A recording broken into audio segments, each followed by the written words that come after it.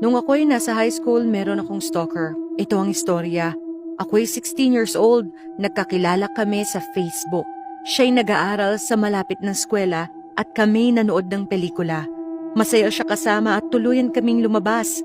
Nung una siyang pumunta sa aming bahay, meron siyang ankle monitor para sa mga house arrest. Pero ayaw niya sabihin kung bakit. At dahil siya ay minor, pwede ko dapat malaman. Siyempre ayaw siya ng mga magulang ko. Napilitan kaming mag-hangout sa labas at sa YMCA camp. Ako noon ay rebelde at inosente. Biglang nag-iba ang mga bagay nung napansin ko na kakaiba ang kanyang pamilya. Isang araw, habang kami nagkikipagtalik sa kanyang kwarto, nakita ko ang kanyang tatay na nakasilip sa blinds. Sumigaw ako at tumakbo ang kanyang tatay. Sinabi niya sa akin na gusto ng tatay niya ang redheads at gusto niya lang manood. Palis ako. Tapos ang nanay niya ay nagdadrug sa kusina. Kaya naisip ko, kailangan na naming mag-break.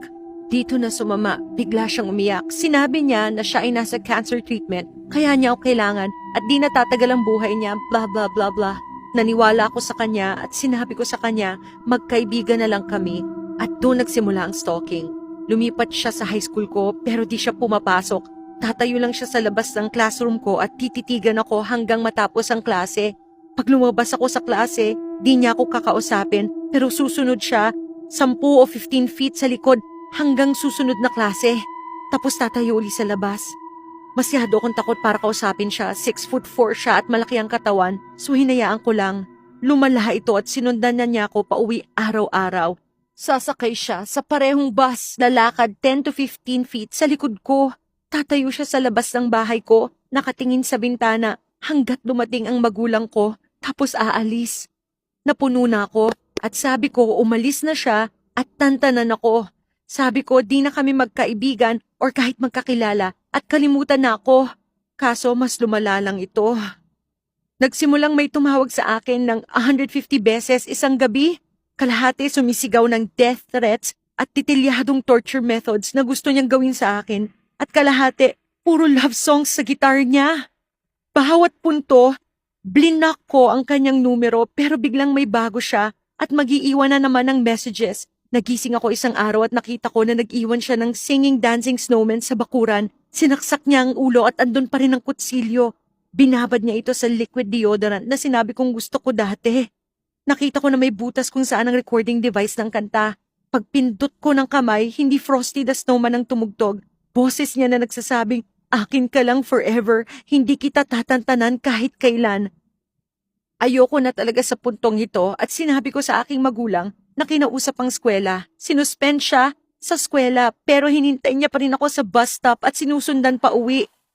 Isang araw, tumakbo siya na parang dadambahin niya ako. Nung ihanda ko ang aking sarili, tumigil siya at niyakap ako. Hindi siya isang normal na yakap, mahigpit na parang dudurugin niya ako.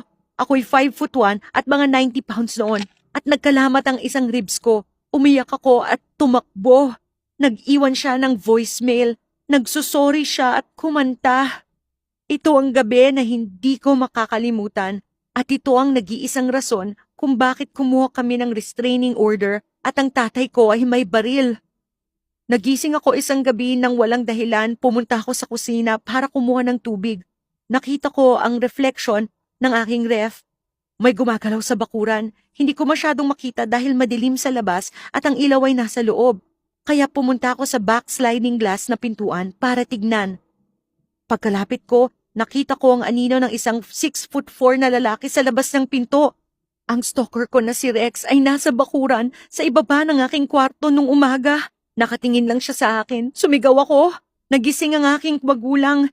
May patio sa labas ng aking kwarto na pababa. Pwedeng andun siya sa taas ng patio at nakatingin lang siya sa bintana sa kwarto ko dati. Kumuha kami ng restraining order pagkatapos nun. At ang stalker kong si Rex ay di na pumasok sa eskwela. Hindi ko na siya nakita.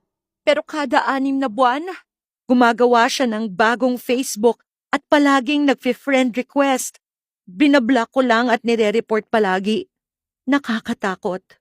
Narinig mo na ba ang kwento na kung ika'y nagising sa gitna ng gabi nang walang dahilan, ibig sabihin may nakatingin sa iyo? Baka totoo. Hindi ko alam ang ginagawa niya ngayon at nasaan siya at ayoko nang malaman talaga.